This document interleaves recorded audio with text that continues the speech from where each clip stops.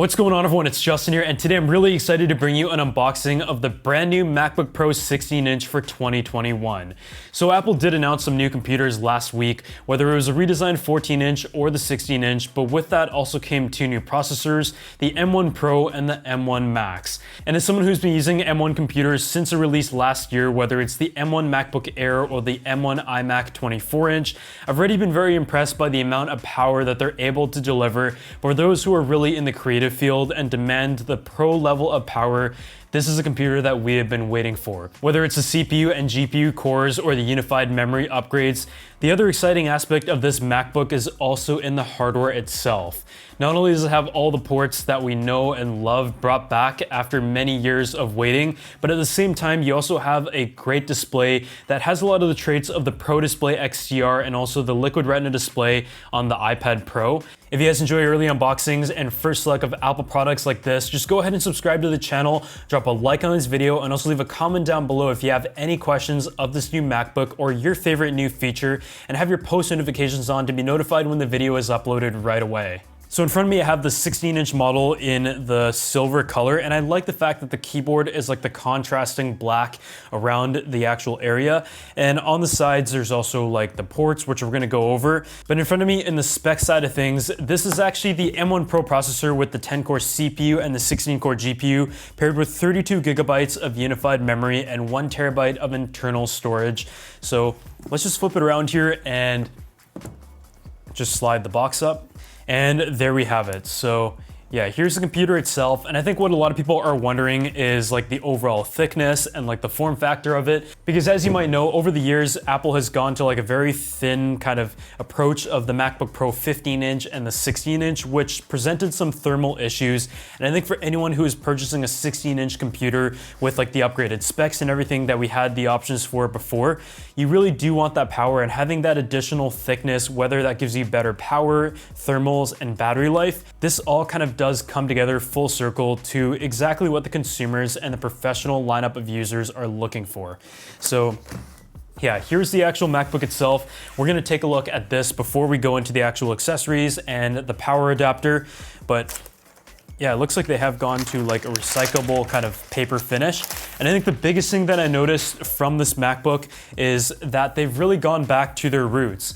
Right off the bat, I noticed that it has like a very squared off finish to it, and the feet are also a little bit larger and a tiny bit taller, and I'm guessing that is for ventilation. But just taking a look at the actual enclosure, you could see that not only does the display have more of like a squared off edge, but the actual like surroundings with the ports and everything are also a little bit thicker and also tapered off in a rounded form along the bottom. So just taking a look at the ports on this side, you do have the MagSafe, which is making its return, and it is like a higher wattage MagSafe that I believe is 140 watts. And there is also two Thunderbolt 3 ports and a high quality 3.5mm jack for connecting to speakers or headphones. And over on the other side, you do have the SDXC card slot, which is the fastest supported speed in the SD format, and another Thunderbolt port and the HDMI, which is really nice.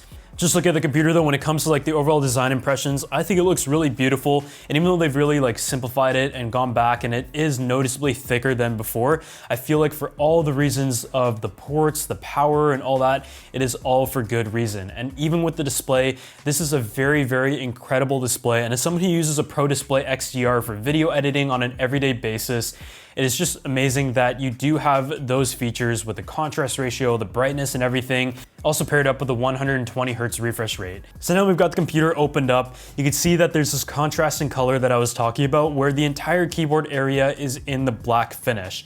It also doesn't have a touch bar anymore, which is really nice that they finally retired that. And the actual like control buttons on the top are full size, and you also have your Touch ID over on the right side. As we've mentioned though, Apple has fixed all the keyboard problems that they've had in the past. The switches right now are perfect, the key travel and everything, and it just seems like in every aspect, this computer brings it back to its good old days with the ports, the MagSafe, while also giving you the best technology that there is today in display technology, Apple's silicon, and the amount of power. But when it comes to like the display, I would say the notch actually makes a lot of sense in a laptop. I know like some people are gonna say like it would be nice if the camera was on the bottom and there was no notch at all, but I feel like that is a bit of a weird angle where you kind of just like have it pointed straight into your nostrils. But the menu bar of the computer is honestly an area that kind of has a dead space in the middle anyways. So I think this notch makes a lot of sense, and it allows the display to really maximize its real estate at 16.2 inches in size, and the bezels are really thin. I think these are about as thin as you could expect, and on paper, it is 24% thinner on the edge and over 60% thinner on the top. Before we move on though, I want to give a huge thanks to the sponsor of this video, Motion VFX, and their great plugins for Final Cut Pro. So with the announcement of the M1 Pro and M1 Max computers, as well as the great displays on these new MacBook Pros, I feel like it is really targeted for creatives out there. So with that, Motion VFX has hundreds of plugins available for Final Cut Pro, whether it is text, motion tracking, and also like cool effects that allow you to make your video very professional in just a drag and drop. A lot of their plugins are also M1 optimized to allow you to take advantage of the power of M1 right out of the box, and they were actually also featured in Apple's recent event. One of the newest plugins is mTracker 3D, and this allows you to do motion track text automatically in Final Cut Pro. The best part about it is that in this demo here, you could see that it looks very realistic, but it was actually very fast and easy to add to this clip because there's a ton of customizability on the angle. The tracking was very accurate, and being M1 optimized, that is going to be great for any MacBook Pro user. So the first step is to go ahead and pick the text and animation that you like. And then over on the right side, just go ahead and add the effect of mTracker 3D to your clip, and this is going to be your tracking data. From there, just go ahead and click on the track button on mTracker 3D, and after it's done its job, you go ahead and copy that and paste it onto the text clip. And after you've done that, all the tracking has been applied, and the next step is to decide where you want to place your text and the angle that looks the most realistic. So in this case, we're placing it on the media console to have it look like it is standing on the surface. After the position is all set, I just go ahead and change the text that is on screen. You can change the color, the animation speed, and all that kind of stuff. And as you can see, the overall process was extremely simple. Another one of my favorite plugin packs is kind of like an all-in-one, and that is mChannel Modern. And for any YouTuber or content creator out there, this has pretty much everything you need to really make your video look clean and professional with these text animations, lower thirds, and also social media elements. With some of the items like animations as well as backgrounds, you can really get creative, mix them together, and customize it exactly the way you like, and the fact that it comes with 50 elements in total makes it a great bang for buck. So if you guys want to go ahead and check out Motion VFX and get a discount, I've got a link at the top of the description section below, and a huge thanks to them for sponsoring the channel. So just like setting that all aside for a second and taking a look at what is included in the box, here is your MagSafe, and it is like a nice braided cable that you find on the iMac as well, which I think is pretty cool. I do kind of like the braided finish a lot more. I feel like it's a lot more flexible and just feels more durable. But let's just take this apart here. Definitely didn't do the cleanest job of that, but here is the power adapter, and it is an absolute unit. I mean, 140 watts is a lot, and I mean, it could charge your computer at a much faster speed. But yeah, this is like a pretty big power adapter, and you just go ahead and plug in the USB Type-C right here, and we can just take a look at how the MagSafe itself kind of clicks in. And there you have it. So it's been a very long time since we've had that. And to be honest, the MagSafe is very strong. I find this MagSafe magnet is actually a lot stronger than what they had in the previous models. And you also do have the indicator light right there as well. So yeah, that is really nice. And just going back to the computer itself, some of the other features that you should expect and some of the configurations when it comes to the processor is the fact that there's the M1 Pro and the M1 Max model. The M1 Pro is the one that I have right here, and it comes with 1 terabyte of storage and 32 gigs of unified memory. The M1 Max model takes everything to another level with a 10-core CPU and up to a 32-core GPU, and you can go up to 64 gigabytes of unified memory. This M1 Pro right here has a memory bandwidth of up to 200 gigabytes per second, and it is about 2 times faster in its graphics performance compared to the M1. Overall, when it does come to the form factor though, it is noticeably thicker, but I wouldn't say it's like bulky or overly heavy. I still think it's a very stylish computer, but if you are coming from like a 15 or 16-inch MacBook Retina, then you are gonna notice it. But I think for like any creative out there, all the things that are added are very important. Having MagSafe is great, 140 watts is also very nice, and the amount of improved power compared to like the 16-inch MacBook Pro is absolutely incredible. And with the 5nm process, you're also gonna get much better battery life on the go, even if you're running very intensive tasks, exporting and rendering and all that kind of stuff. But having 3 Thunderbolt ports is also very nice because you're able to connect all of your external storage and all that, and the internal storage is also a lot faster and comes in options up to 8 terabytes. So today is October 20th. We do have this a little bit earlier, and by the time you guys are watching this video, I would have had it for about 5 to 6 days of use. So actually, I'm gonna go ahead and use it and give you guys my first impressions in a second.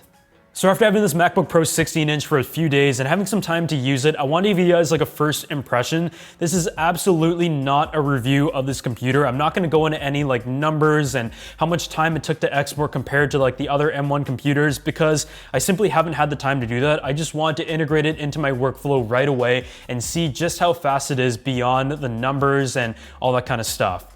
So right off the bat, I'll tell you that this M1 Pro model is absolutely insane in terms of its speed. And I talked to some other creators who also got this computer, and they were equally as blown away that even though it's like a 2x improvement in terms of the GPU on paper, it was able to edit just so well based on the stuff that we do, which is often 4K, 5K, and 6K footage, but in our case as well, editing raw footage in DaVinci Resolve and exporting it all out with like noise reductions and then chopping it up in like a 20-minute video in Final Cut Pro 10. It is definitely not like the most intensive task out there, but I would say it's like even above what like a prosumer would need this computer for. So even though this is like the base model of the 16-inch, the power is more than enough for most people out there. The one in particular we have is with 32 gigs of unified memory. And I think the other part that was very impressive and what I was a little bit curious about when I got the computer is how good is the battery life and also how loud are the fans.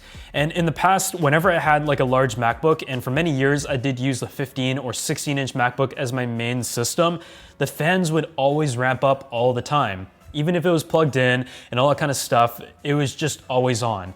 And from what I've noticed is that the M1 chips, which we already sort of knew from the previous models, is very efficient. And the fans really don't kick in unless they absolutely have to, but the overall ventilation setup is also very good. And I think another aspect of that is to do with the ports. Even though that might sound a little bit silly, the addition of having like the SD card slot, the HDMI port, and just more ports in general on each side really does allow the computer to breathe in a few more places. And there is also the cutouts on each side as well, the speaker, and I also know like in the past, air kind of comes up through the keyboard as well.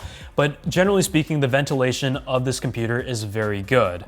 I think beyond all that though, it's nice that MagSafe is back, but you can also charge via the USB Type-C port up to about 96 watts, which is pretty fast. So if you still have other chargers laying around or you forget your MagSafe or just borrowing a friend's, you should be perfectly fine. But above all else, the nicest thing about this MacBook is having the Liquid Retina Display XDR on a portable computer. And after using the Pro Display XDR at home for many years, I would say that I do feel a little bit spoiled that that is pretty much the best display that I could buy from Apple on the market. And just having it like on the go in a coffee shop and all that with all this power is just an absolute dream. For those who are getting a MacBook Pro for the very first time, you're gonna be absolutely stunned. And even as someone who has already had experience with the display of this caliber, I was stunned as well. It is up to 1000 nits sustained, which if you're out in like broad daylight, you should be perfectly fine, and up to 1600 nits of HDR with the 120 Hertz refresh rate that you find on the iPad Pro. The mini LED technology is impressive. It does come in at a little bit of a thickness on the form factor, but to be totally honest, it is so worth it. The display is just undescribably incredible. The contrast, the sharpness, the colors and everything, the 1,000,000:1 contrast ratio, everything about this computer just really does come together, and it's just gonna get better over time. So yeah, my first impressions, I know that's kind of like drawn out, but I love this computer, and I'm probably gonna get the 14-inch with the M1 Max and 64 gigs and all that, because I personally want either like a small form factor, or I'm gonna take like an iMac when I travel. And to have like a MacBook Pro 14-inch is the perfect medium for myself, but I'm gonna give you guys like a full review in the future. I just wanna go ahead and unbox it, use it for a few days, give you my first impressions and observations, and hopefully answer some of the questions that you do have. And the most popular one is probably gonna do with the notch, and I don't really have an issue with it. But that pretty much wraps it up for my unboxing of the brand new MacBook Pro 16-inch base model with the M1 Pro processor. And if you guys have any questions, make sure you go ahead and leave them down below. Drop a like on this video, subscribe to the channel, and I'll see you all in the next one.